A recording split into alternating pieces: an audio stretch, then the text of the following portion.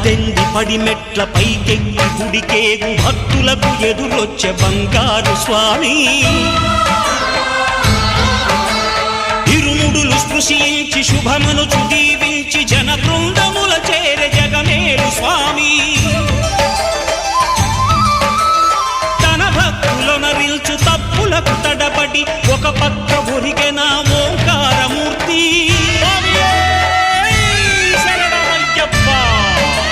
స్వాములందరూ తనకు సాయము కాగా ధీమంతుడై లేచె ఆ కన్య స్వామి పట్టబంధము వీడి భక్తతతికై